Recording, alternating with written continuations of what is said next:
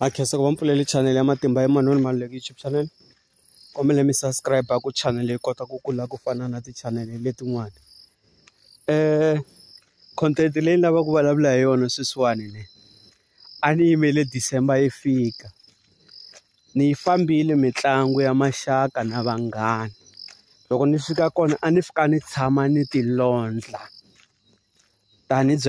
Tani bya ximanga loko xi twene ndlala xi kha xi nyawutela kunene xi kha xi ku nyiwu ni nga vulavuli nchumu. Van'wanyana lava ni tivaka a vo tumbela loko va ni vona ni humesa foyini loko ku nghena ti-message va hleketa ingaku ni lava ku endla ti-contact. Mina a ni shoot content emitlangwini vanhu va ka hina. Hi leyi mhaka liya ya ku loko hi ri mitlangwini hi haxana hi timali a yi kahle. Mhaka liya yi kahle a yi kahle yi chela khombo a yi cheli khombo. Hi ku un'wanyana swi ta sweswiwani i ta ku na jamuka na fafada hi swilo leswi ni lavaka ku swi vulavula. Loko mo languta tindhawu ta vo North Africa na East na West, vanhu lava va haxana hi timali loko va ri mitlangwini. Vanhu lavaya before ku va na ntlangu va rhanga va endla swilo swo karhi ku mali liya loko va kha va ku hoxa hi yona va kha va ku haxa hi yona yi kota ku tshama.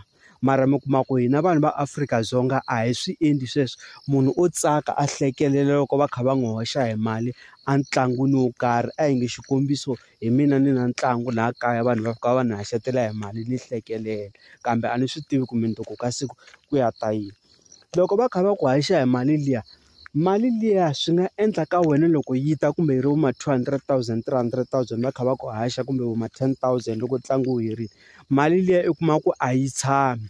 Mali liya u kuma ku within 2 months 3 months mali liya yi herile i nga swi vonangi ku yi endle yini. Kumbe u kuma ku mali liya yi herile i swi vona ku mali liya yi tirhile leswi wena u lava ku tirha swona. Ku va va ku nyikerile maxaka na vanghana. Se vanhu va ka hina leswiya swa ku haxana hi mali, mi ni twa mi ni twisisa kahle mitlangu a yi se hela sweswi. Na swi tiva vhiki leri kwahala ka vo ti-11 ku ta va ku na mitlangu yo hetelela ka lembe leri ra 2025. Please a hi ti dyondziseni ku loko ku ri na mitlangu hi kuma tindichi or hi kuma ti-plastic or hi kuma something. Vanhu loko va kha va hi nyikela va fika va chela kunene laha va nga yi haxi hi mali. Hikuva leswiya swi vangela mabadi.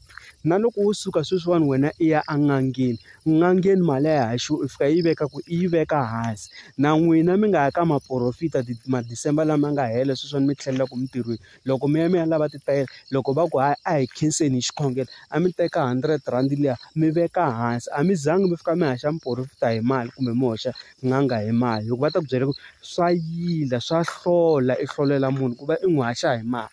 Swo fana na sweswi loko no hlangana na malume va ku a ntukulu ni xavile cold drink ivi ni va haxa hi mali va nge yi teki malume va ta ku byela ku ntukulu wa ni hlolela kumbe i ni vangela i ni tisela leswi swo biha leswi nga ta humelela.